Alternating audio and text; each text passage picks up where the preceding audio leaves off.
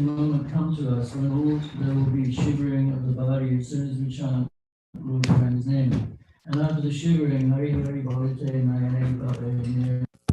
While chanting Hare Krishna, there will be tears in the eyes. Then he says, Arakabe Nitai Chanda Karuna Hoibe. We were asking about the mercy of Lord Nityananda. Nityananda is supposed to be the original spiritual master. So we have to approach Gauranga, Lord Chaitanya, through the mercy of Lord Nityananda. What is the symptom of a person who has achieved the causeless mercy of Lord Nityananda? Narottam Das Thakur says that the symptom of one who has actually received the causeless mercy of Lord Nityananda is that he has no more material desire.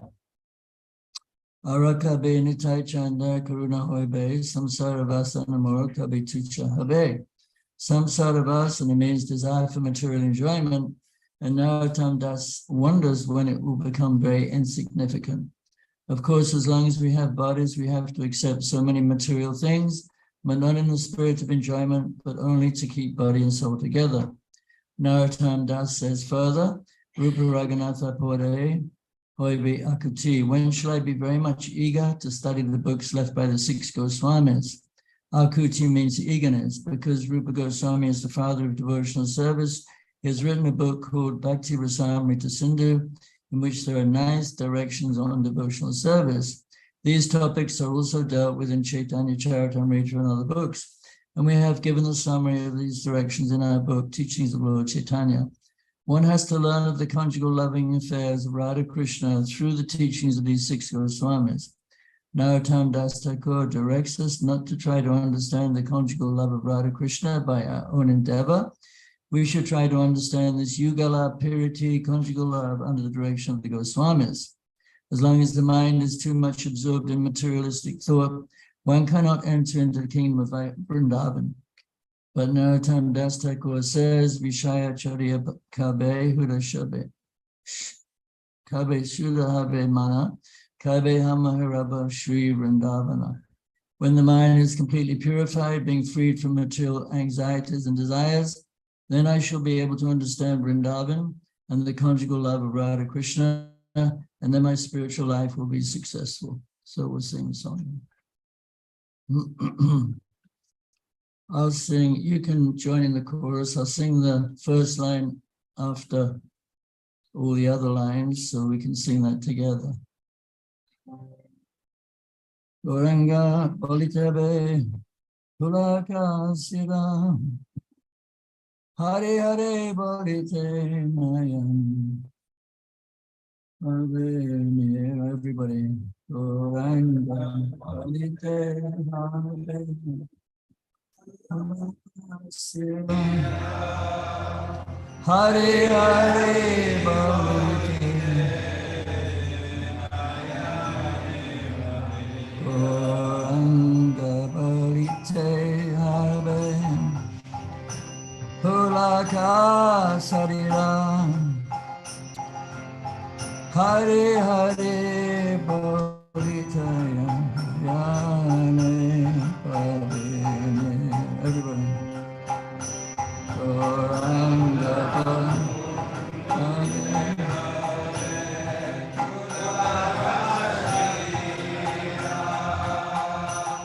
Hare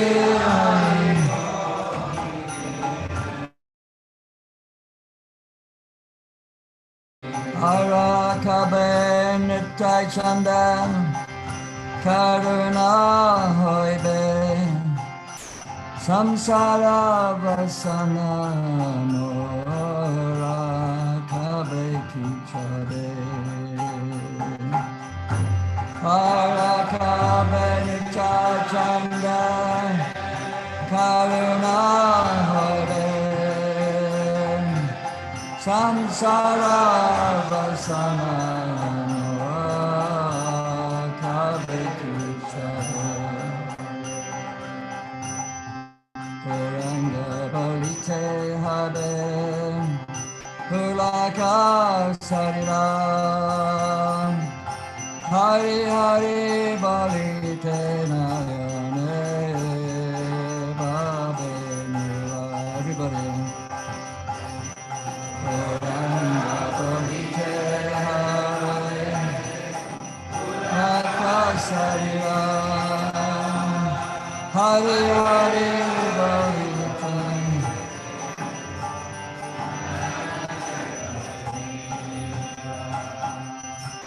Vishaya Charya Kabe Shadahame Mana Kabe Hama Hariba Shri Vrindavan Charya Kabe Shadabe Mana Kabe Hama Hariba Shri Vrindavan Toranga Balite Have Kulaka Sarira Hari Hari Balite Nayane Babenera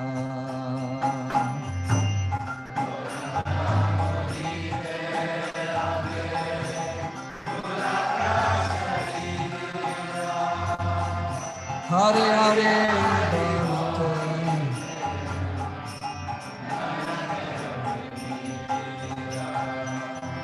Ruparaganata Pare Habeya Kuti Habeya Makrutava Seyuga Piriti Ruparaganata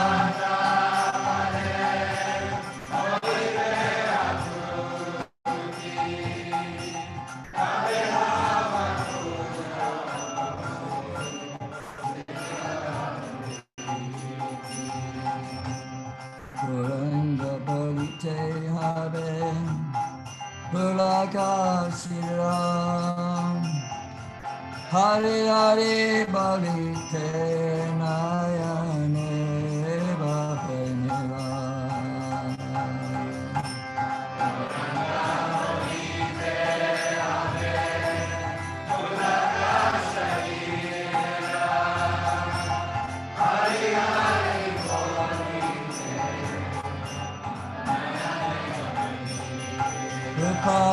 Raghunath Pare Ramarasa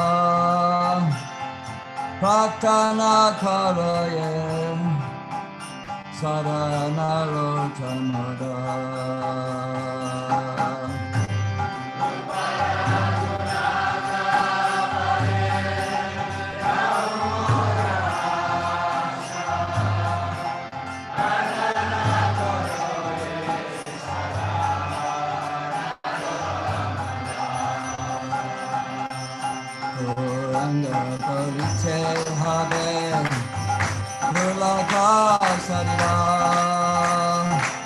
Hari Hari Balite Nayane Babenera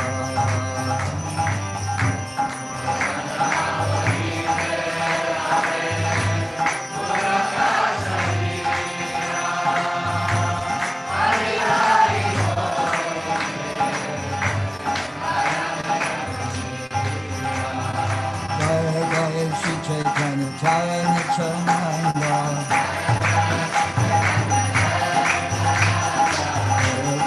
Sri Chaitanya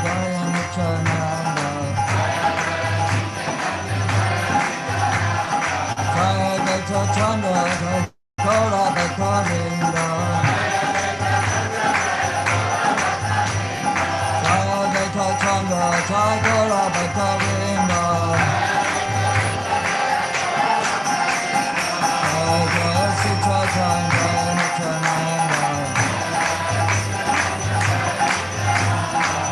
Thakuranga, Nithakuranga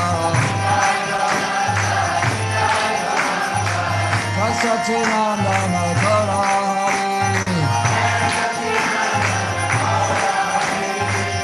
Sacinandana Gorahari Gora Gora Gorahari Gora Gora Gorahari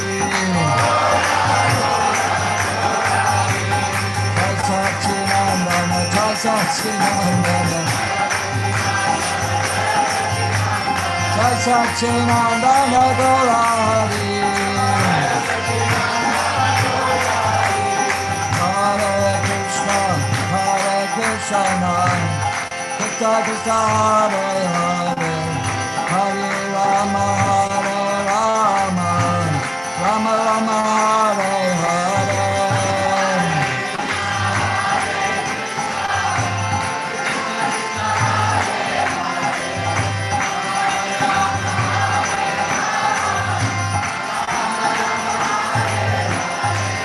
Hare Krishna, Krishna Krishna, Hare Hare, Hare Rama, Rama Rama, Hare Hare.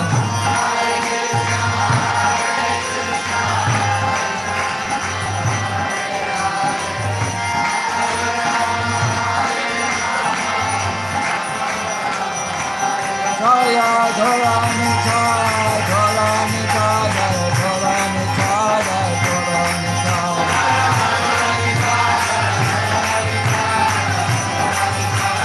Nitai Dharani Bhav Hari Bhav Hari Bhav Dharani Bhav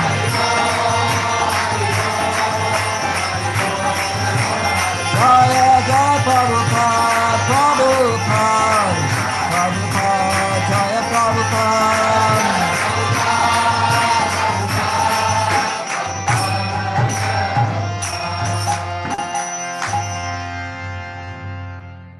Go Shri Prabhupada ki jai. Sri Chaitanya Mahaprabhu ki jai. Now we need to verse. Adi Lila, 1-4. 1-4. Adi Lila. Adi Lila. Chaitanya Charitamrita, Adi Lila, 1-4.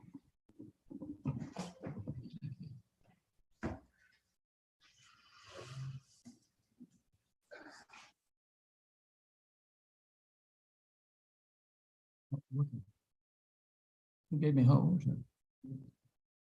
Is it supposed to be hot? No? In Russia, they always give you hot water in Russia.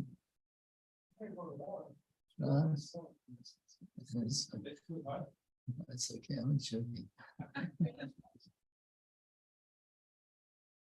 Just be hot. Okay, that's a very important verse. Yeah. No, it's first chapter, 4th verse. It's a very famous verse. This is written by Rupa Goswami. Sri Chaitanya Manobhustam Stapatam Yenabhutali Swayam Rupa Gadamyam Tadati Swapadantikam. This is a very important verse in glorification of Rupa Goswami, because Rupa Goswami is Lord Chaitanya's main follower, and we're all Rupa Nugas, we're all trying to follow Rupa Goswami.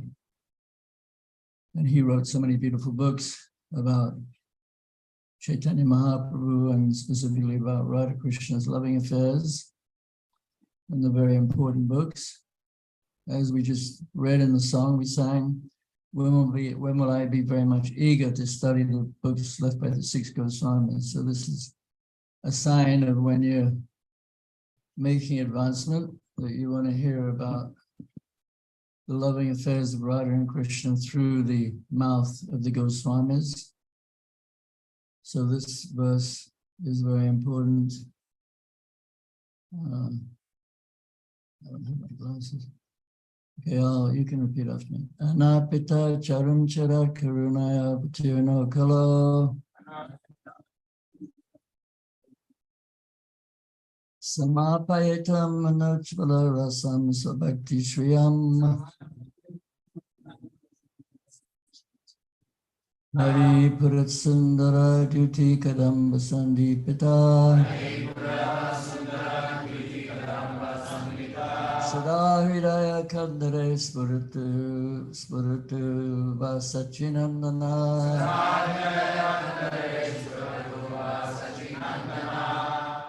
We'll do it one more time. Anapitam charan chara karunaya patina kalo.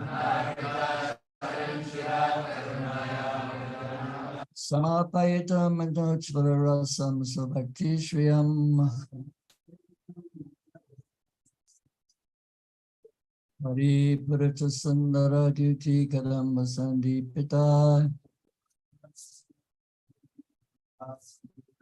Sada Hridaya Kandare Spuratu Vasachinandana.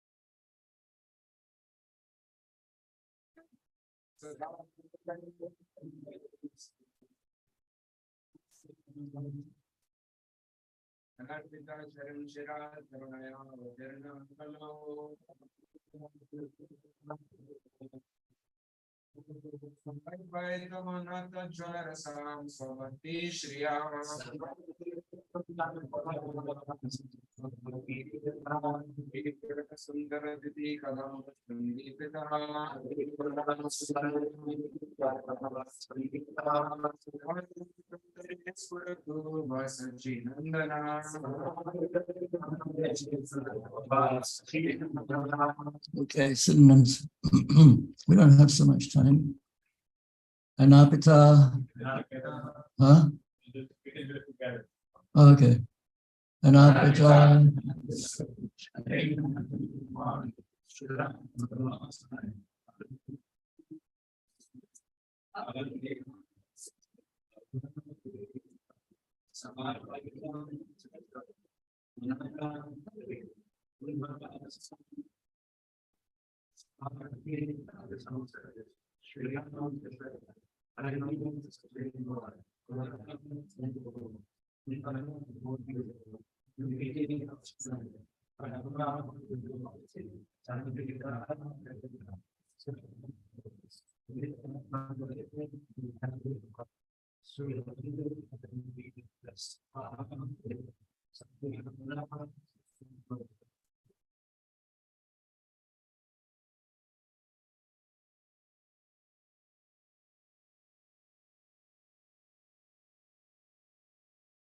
Is that a purport?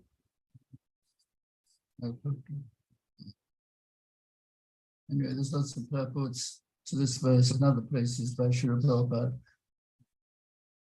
So, okay, what's the meaning? Where's the meaning? Where's the translation?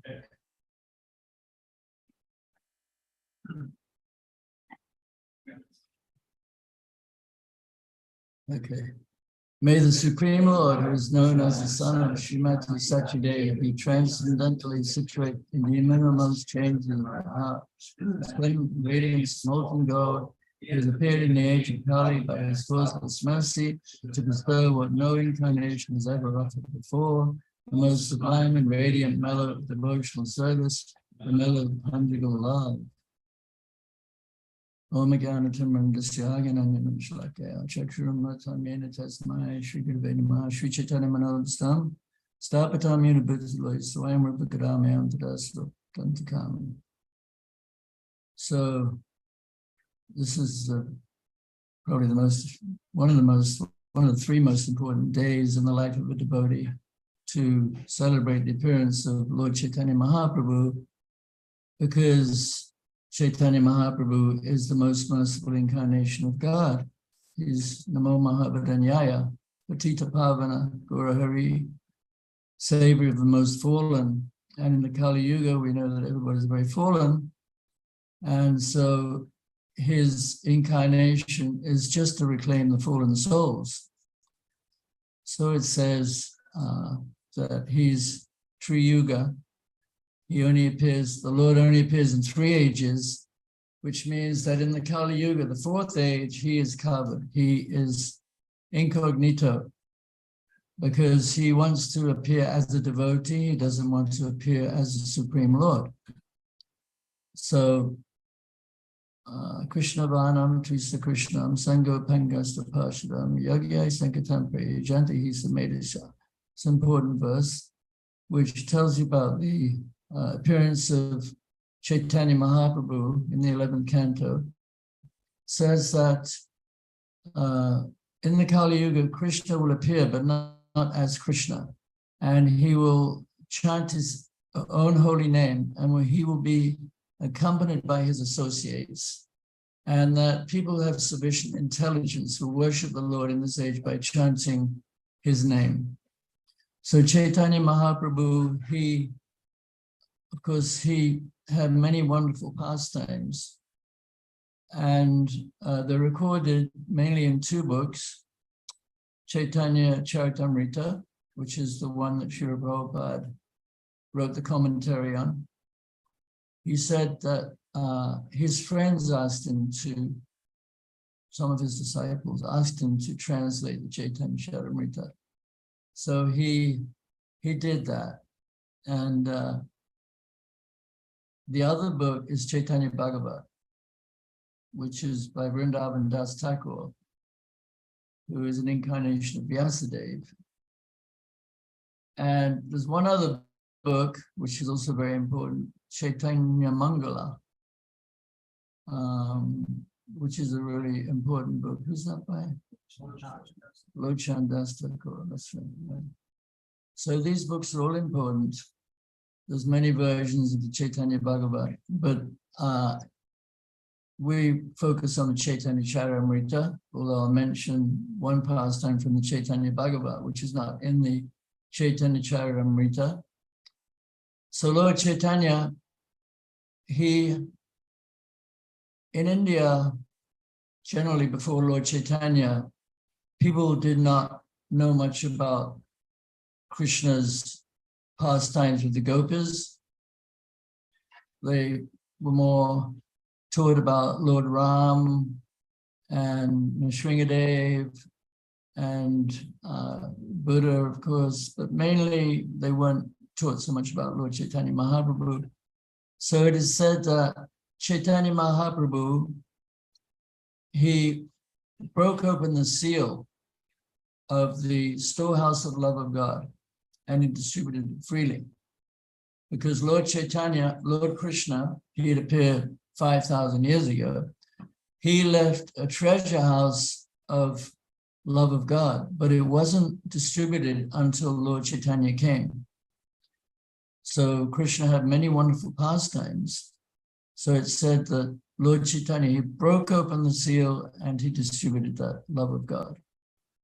So Lord Chaitanya, he is Namo Mahavadanyaya Krishna Premvridate Krishna Krishna Chaitanya Namane Gaur Tushe Namaha. According to Rupa Goswami, he is the most generous, munificent incarnation of God, because he's giving this love of Krishna in, well, there are 5 relationships you can have with Krishna.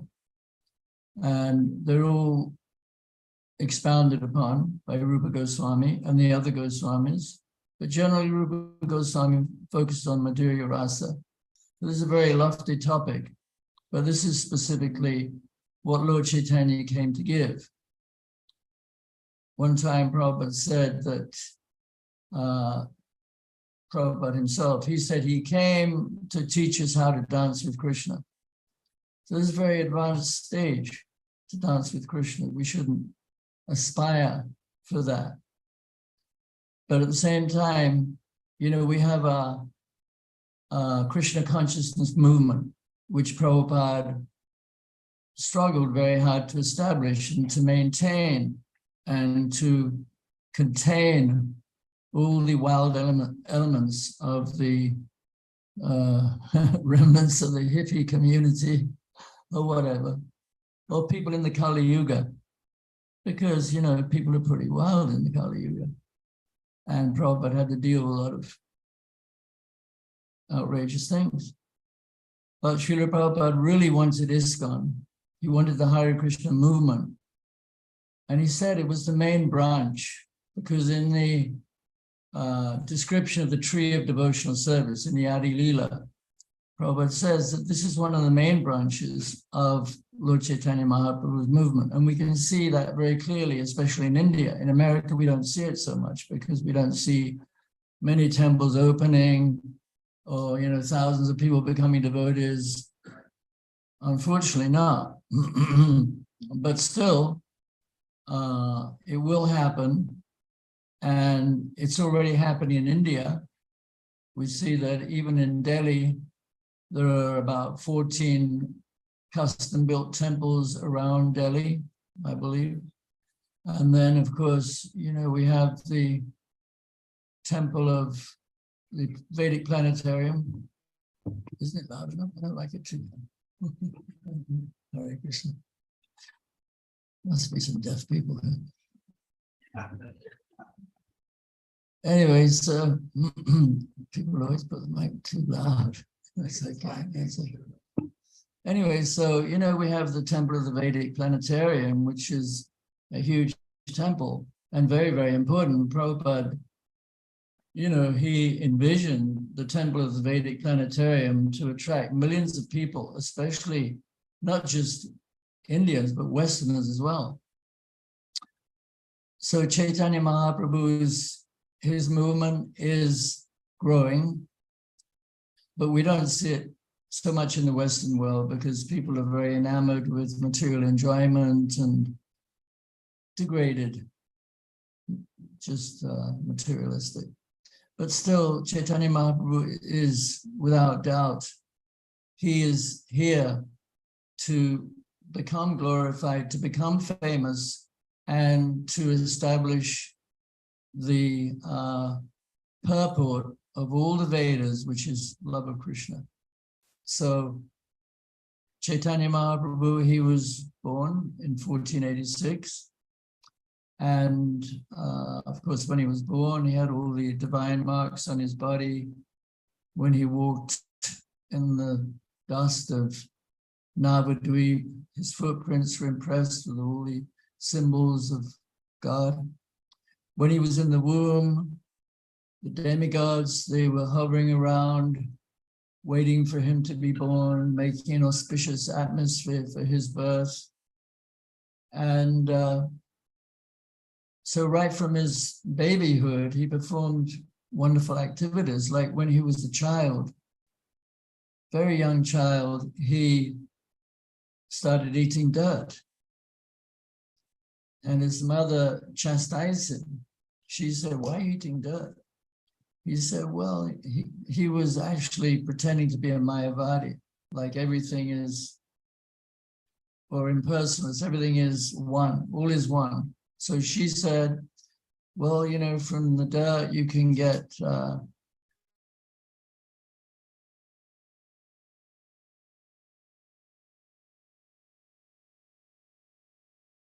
so he was just a young child, just a baby. And he was already expounding this philosophy. And he was, of course, defeated by Sachimata, his mother. So, you know, right from a young age, he was manifesting inconceivable intelligence. So as a young boy, you know, he did many other things. He would tease the girls who were saying prayers to the demigods. in the river Ganges, because where he was born is right by the river Ganges. So he teased the girls who were praying to the demigods to get a good husband. So he would steal their offerings, and he would say, "You just worship me." He was God. He says, "If you worship me, you'll get everything you want. I'll bless you to have a handsome young husband who's only got one wife, and he'll be very wealthy. But if you don't give me your offerings, I'll curse you to marry an old man with 5 co-wives who's poor." So he's very playful. And he would swim under the water of the Ganges, and he would tickle the feet of the Brahmins. They were saying the Gayatri, and they would get upset with him.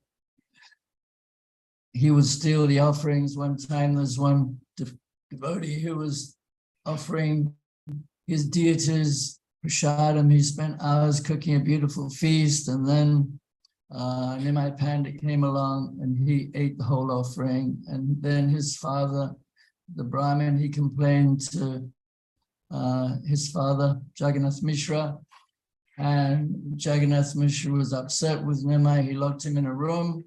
So then he offered again, and then he somehow or other got out of the room. He ate the offering again, and then he had a dream, and he dreamt that Lord Chaitanya was Krishna. So then he understood.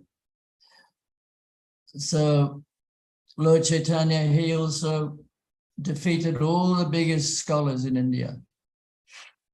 He defeated, when he was a child, he defeated, because he became very famous as a scholar. He had his own school of Sanskrit grammar. He was brilliant.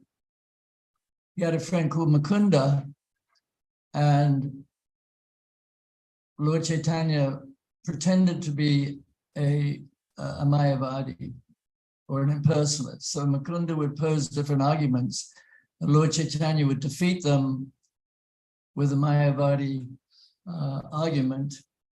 And then he would defeat his own argument and establish one, Achinta Bheda Bheda Tattva.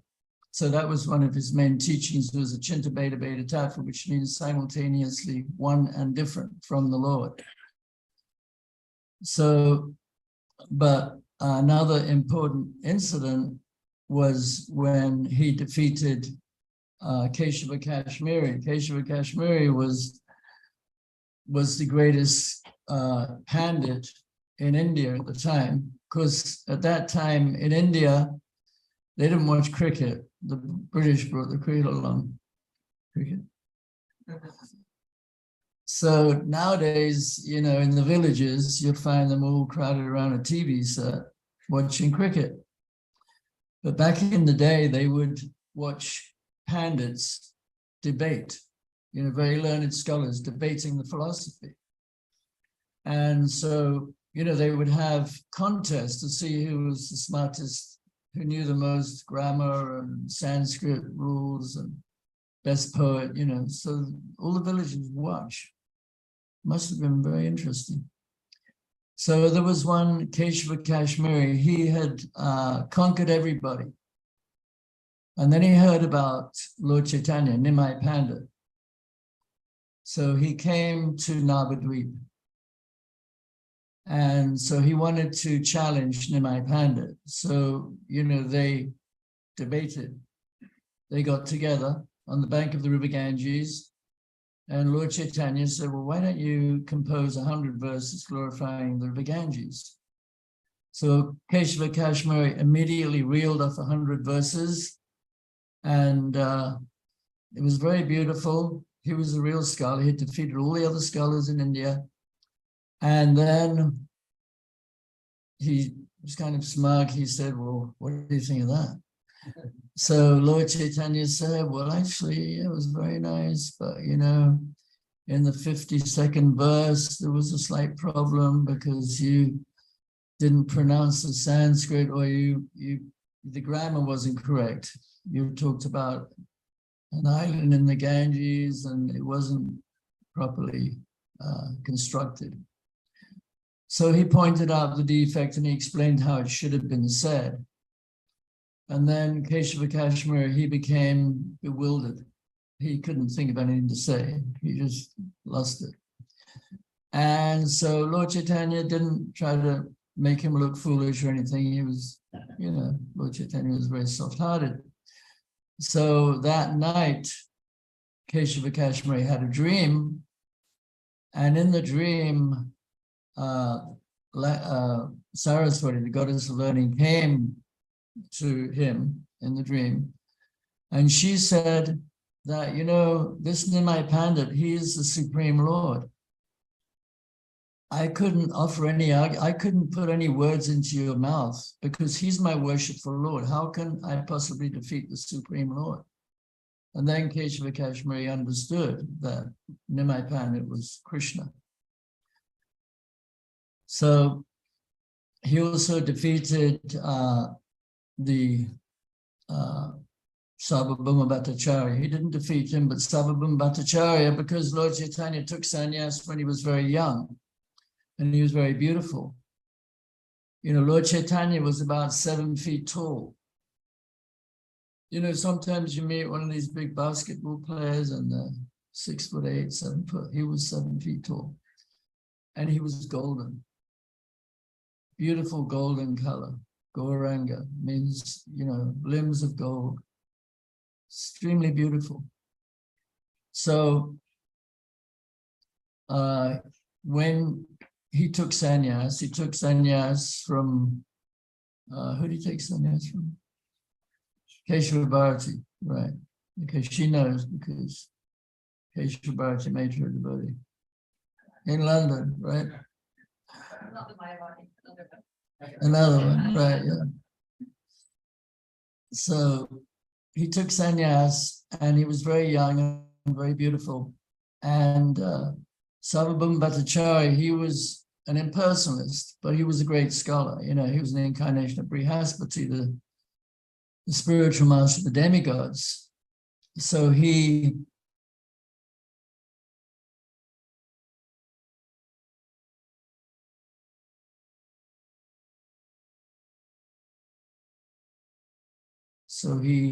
sat him down, and for a whole week, he actually explained Vedanta.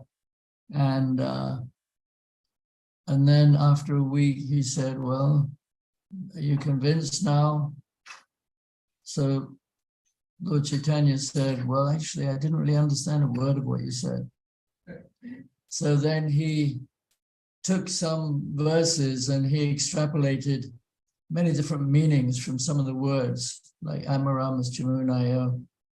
There's a whole chapter in the Chaitanya Charitamrita where this particular verse about sages being self-satisfied, but still self-satisfied sages, they still worship the Lord. So anyway, this particular verse, Lord Chaitanya extrapolated so many different meanings.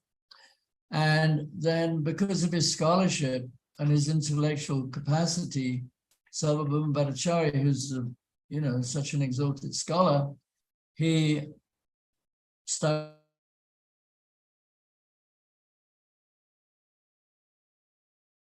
then, because this one verse in the Srimad Bhagavatam, Tattena Kampam Sushamikshmano Banjanare Kritam Vipakam Pridvagvapa Vividan Namaste Sa Mukti Pade Jivetsa Mukti Sadabhayabak. Yes, so the word mukti implies liberation. So he didn't like that word. So he decided, I have to change this verse in the Srimad Bhagavatam. There's a mistake here. So then he recited the same verse, but instead of mukti, he put bhakti. So Lord Chaitanya said, you can't do that. You're not authorized to change the Srimad Bhagavatam. Anyway, so Sarvabhauma Bhattacharya, he also composed a famous verse glorifying Lord Chaitanya. Vairagya Vijja Nitya Bhakti Yoga Shiksha Tameka Purusha Purana Sri Krishna Chaitanya Darya Kripamburi Yastamaham Papadye, which means that he composed many verses. This is the only one I know. But he said that Lord Chaitanya, you have appeared because you're an ocean of mercy. And you've come to teach us what is real knowledge, what is real renunciation. So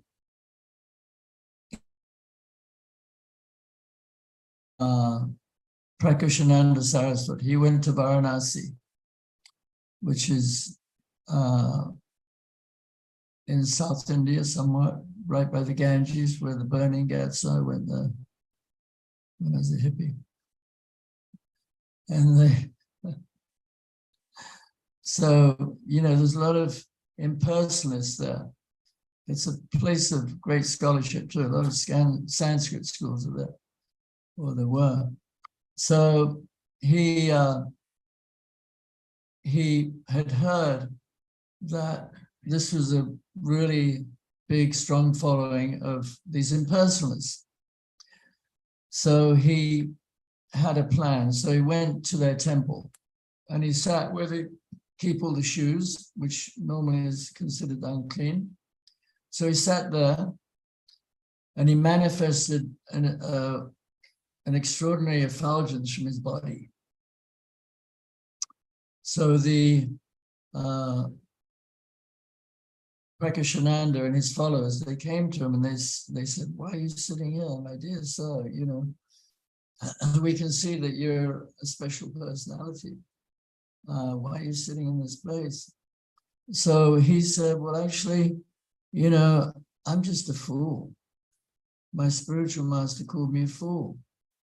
He said, you're not qualified to learn Vedanta. You should simply chant Hare Krishna." So that is the most important thing that a devotee can do, is to chant Hare Krishna by kirtan, by japa. So all these associated with the holy name purifies the consciousness, so that as we become purified, the natural tendency to love Krishna becomes manifest. So anyway, they were all converted. They all became followers of Lord Chaitanya. Then he also defeated the Buddhists. So the Buddhists, they came before Lord Chaitanya and they tried to defeat him. And in the purport of that particular section, it says that Bhaktivinoda Thakur, he has enumerated 9 different arguments that the Buddhists have, which I can't remember all of them, but I know one of them is that the Vedas are not the absolute truth. That, suffering is that the soul is not eternal. So anyway, he defeated them, and then they offered him a plate of contaminated food. It was a big metal plate. And a big eagle came along and picked up the plate and dropped it on the head of the chief Buddhist, the Buddhist leader, dropped it on the head, and he became unconscious. So, because Prabhupada explains in the purport that because he was the leader of the Buddhists, he was the most ignorant. So the others, they were more prone to Krishna consciousness than their leader. So he said to them, well, you have to just chant Hare Krishna into his ear, and then he'll wake up. So they all also became devotees. Another very important incident in Lord Chaitanya's life was his civil disobedience movement, because at that time, Qazi, the Muslim ruler, had forbidden the use of the Madanga and the cartels and the chanting of Hare Krishna in public. So Lord Chaitanya organized a huge procession with hundreds of thousands of followers. and they all had torches. It was at night. They all had torches, and they were marching. They were all dancing completely ecstatically, and Lord Chaitanya was really angry because they had stopped the Sankirtan movement. Because if you go on Navadvip Parikram, we always go to the place where the Chankazi's tree is. There's a tree there, and it's a place of pilgrimage. So his followers, they were wild. They ruined so many.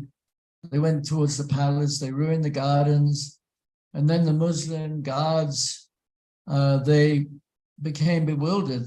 Their weapons started to cut their own faces, and their beards went up in flames. And so they capitulated, and Lord Chaitanya went right in to see the Chand Kazi, the Muslim ruler, and he was cowering away in his room there. And Lord Chaitanya, he spoke to him. He said, he was very gentle. He said, why do you eat your mother? Why do you kill your father, your bull? So he explained how the cow is sacred, and that, it's so low class to kill cows and eat meat. So then the Chankazi, he understood that actually Lord Chaitanya was God, because he had exhibited so much power with the holy name, with the chanting, with the Harinam. So the Harinam is very important. And when I first became a devotee, we all went on Harinam every day on Oxford Street, which is the busiest street probably in the world.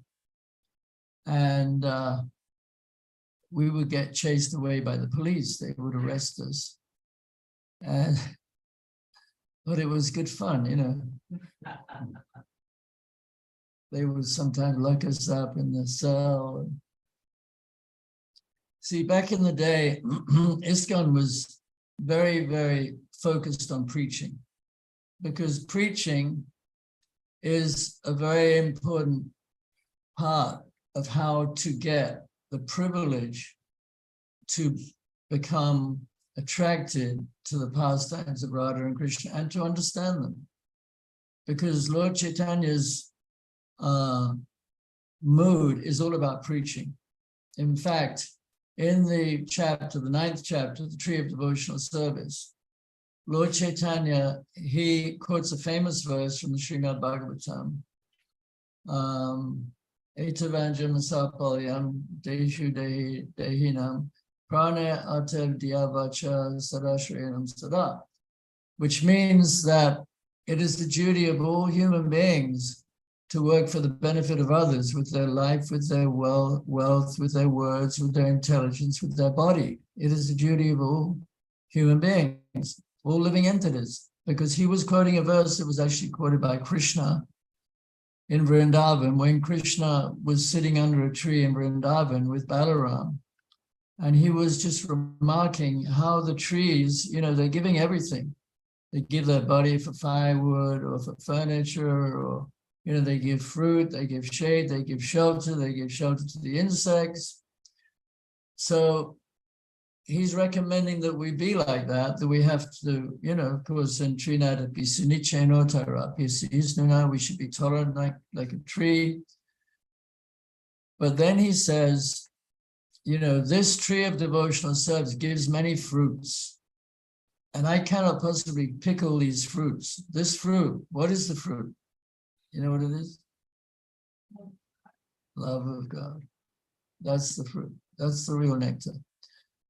So the fruit of devotional service, the tree has many branches and many fruits. I have a lemon tree, and we got so many fruits, could hardly get rid of them all, to be honest. But this tree of devotional service has so much fruit. And Lord Chaitanya, he said, I'm the only gardener. How can I pick all these fruits? So he says, therefore, I order every man in the universe to tell others about Krishna, to preach this Krishna consciousness, every man in the universe. So that is Lord Chaitanya's message, that, if you really want to get Lord Chaitanya's mercy, you have to ultimately preach Krishna consciousness, because that is what Lord Chaitanya taught by his own personal example. Everywhere he went, he was spreading the holy name. When he went into the jungle, because he didn't really have to preach, but by seeing him, the animals would naturally develop their love of God. Sometimes, even by seeing Prabhupada, some people, they naturally cried because they just felt so attracted to him. So Lord Chaitanya, just imagine, even the animals, the tigers embraced the deer, they became full of love. One time when he was going to Vrindavan, one parrot, a male parrot, landed on his wrist. Parrots are very important in the spiritual world. There's different parrots. And they carry messages between Radha and Krishna. So the male parrot, he started to glorify Krishna with verses from the Govinda Lilamrita, beautiful book by Krishnadas Kaviraj. And then a female parrot appeared on his right wrist, and she started to glorify Radharani. So this is all inconceivable. Lord Chaitanya is inconceivable.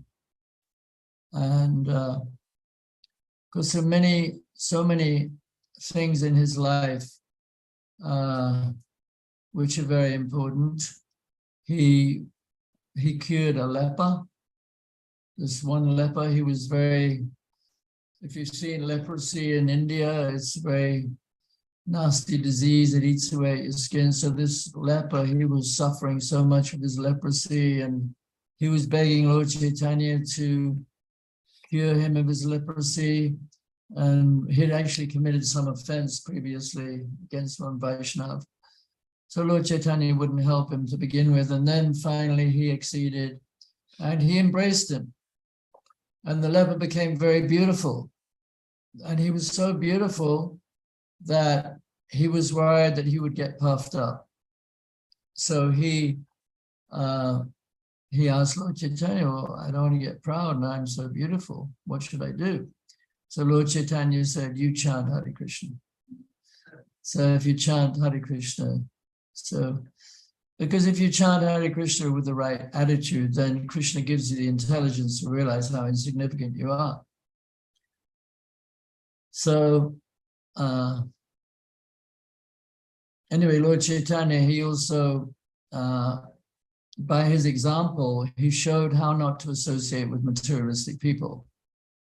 Because the king of Orissa was a great devotee, King Maharaj Prataparudra. And Maharaj Prataparudra really wanted to meet Lord Chaitanya, but Lord Chaitanya wouldn't meet him. And, all his closest advisors, they told him, you should meet King Prataparudra. He really loves you. He really loves Krishna. Even though he's a king, he's not really materialistic. So Lord Chaitanya, he wouldn't hear of it. He refused to meet him. So they suggested that the king dressed in ordinary clothing. And so then Lord Chaitanya went to meet him. And then this king, Prataparudra, he started reciting verses from Srimad Bhagavatam. What's that verse? What is it? Tabakatamritam tati jivanam kapi biritam kelmasapaham shabanamanam shrinarakam bhavigunanti yedguridajana. So this is a very famous verse where the Gopas are talking about Krishna. So when he heard that, Lord Chaitanya became very stunned and so grateful because it reminded him about the Gopis, because Lord Chaitanya, he was Sri Krishna Chaitanya, Radha Krishna Nahayanya. He was a combination of Radha and Krishna. So he came to give the love of Radha and Krishna. So in his, he spent so much time actually talking and instructing his chief disciples, who were Rupa Goswami and Sanatana Goswami. So there's many chapters of instructions to the Goswamis, and so he empowered them to write the books. He only left 8 verses himself, but he empowered the Goswamis to write so many books. And specifically, Sanatana Goswami, he had a very intimate interaction with Lord Chaitanya, because Sanatana Goswami, he went to see Lord Chaitanya when Lord Chaitanya was living in Puri. So Lord Chaitanya went to live in Puri, because Lord Jagannath was there, and Jagannath is, we're trying to bring Jagannath back to Vrindavan. He's a representation of Krishna. So Lord Chaitanya resided there for 24 years, and he lived in the Gambhira. And when Sanatana Goswami came to see him, he had all these terrible sores on his body. They were weeping sores. And Lord Chaitanya kept embracing him. And so Sanatana Goswami felt so bad because he didn't want the oozing sores to be on Lord Chaitanya's body. So he wanted to commit suicide. He wanted to throw himself under the Jagannath cart wheel, because it said, if you do that, then you get liberation, go back to Godhead. But Lord Chaitanya, being omniscient, he could understand what he was thinking. So he said, if I thought it was as easy as committing suicide to get love of God, I would commit suicide hundreds of times. So, and then he was advised, Sanatana Goswami was advised to go to Vrindavan, and that was the advice of Jagadananda Pandit. And then Lord Chaitanya said, why you listen to him? He's just a new boy.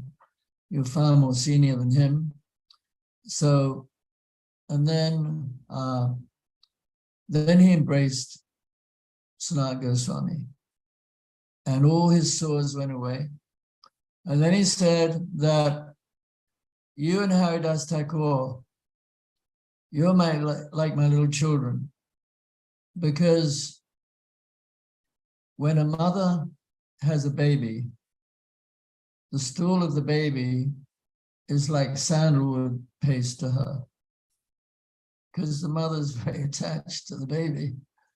The milk comes from her body, it's nectar. So you're like my little children. So that the sores on your body, actually, they smell very beautiful. They smell like this Chatu Shama, which is a mixture of sandalwood and camphor. And what else is it? Sandalwood paste, camphor, and something else. Musk. Yeah, musk. So anyway, he said, you're like my little children, because just like the mother with the baby, the stool in the baby's nappy, diaper, it's nectar to the mother. So you are just like my little children. So, so Sanatana Goswami, he got so much instructions from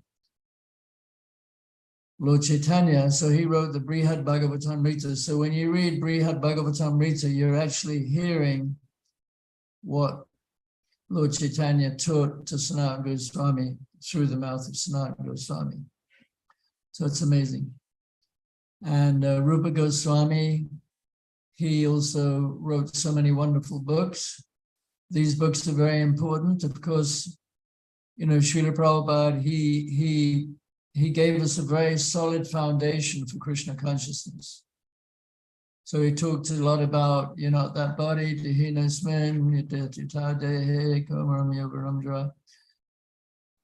and then, but if you read all of his books, Chaitanya Charitamrita, then you'll see he gave everything in his books. In the conversation with Lord Chaitanya with Ramananda Roy was the governor of Madras, you'll see that he goes into very extensive details about the pastimes of Radha and Krishna.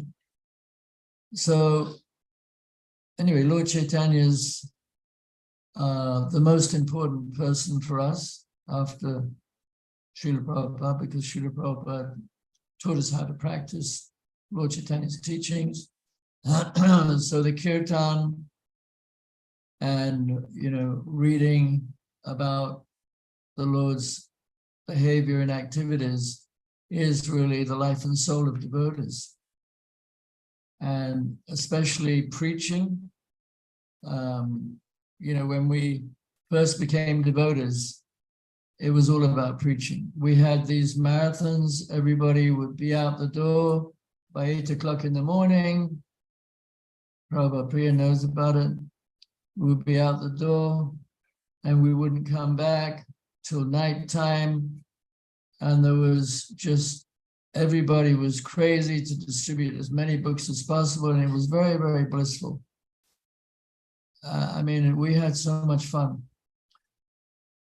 So that was all because it was all in the mood of Lord Chaitanya, distributing Krishna consciousness in the form of Srila Prabhupada's books. Of course, the Harinam is wonderful too.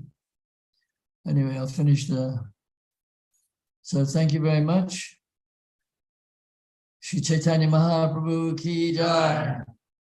Gauranga, Gauranga, Gauranga, Gauranga. Gauranga, Gauranga. Do you have time for a question? Do we have time? Yeah. So it's kind of two parts. In some pastime or some way, it's established that those who have first claim to Lord Chaitanya's mercy are the most fallen. If what? The most fallen. Oh yeah. And so I wanted to get clarity on that. And then, does that mean materially fallen, or who are those persons? Well, I was reading about Jagai and Madai. They used to kill Brahmins, they used to kill cows, they ate beef, they were thieves, they were robbed of old ladies. So when Lord Nityananda was hit on the head by Madai, then, he was bleeding, and then Lord Chaitanya heard about it. He came along with his Sudarshan Chakra. He was going to kill him. But Lord Nityananda begged him not to kill him. He said, look, if you save him, you'll be famous as a Patita Pavana, the deliverer of the most fallen. So then if you read this in the Chaitanya Bhagavat with the purport by Bhaktisiddhanta Saraswati Thakur, it's very wonderful, Chaitanya Bhagavat. So in the narration of this particular pastime, it's described how Lord Chaitanya gave them both love of God, and they became so ecstatic. And Lord Chaitanya's body became black because he absorbed all the sins of Jagai and Madai. And then there's a whole description of Yamaraj, how Chitragupta, the scribe of Yamaraj, couldn't record all the sinful activities that they'd done. So then, so Yamaraj, he was on his chariot and he was swooning with love of God because he was understanding the extent of Lord Chaitanya's mercy is unlimited, even to the most fallen. So nobody's too fallen. Is that your question? Yeah, we can reject the mercy. They accepted the mercy. Jagai and Madai, they offered dandavats and prayers, beautiful prayers to Lord Chaitanya. So they were converted. Of course, we may not be as lucky as to meet Lord Chaitanya or Lord Nityananda, But at the same time, we have to give everybody a chance to hear about Krishna. How it doesn't matter how fallen they are. Everybody should be given an opportunity. So whether they accept the mercy or not, that's up to them and the super soul. Maybe they're not qualified to get it. But nobody's too fallen. That's why we see a lot of inmates in prisons, they're very serious about Krishna consciousness. Generally, when people suffer, they become more interested in spiritual life. That's why you see with Russians and Ukrainians, because they were suppressed for so long with communism, they're generally more humble and sort of receptive to Krishna consciousness. When people have material opulence, that's why it's so hard to make devotees in America. It's even harder in Europe. When people have material opulence, it's very hard for them to take spiritual life seriously. They get puffed up. There's one exception, which is Ambarish Prabhu. I was talking to him today. He's Henry Ford's great-grandson. He's actually very humble. And, he's spending a lot of money to build the Temple of the Vedic Planetarium. But there's always exceptions.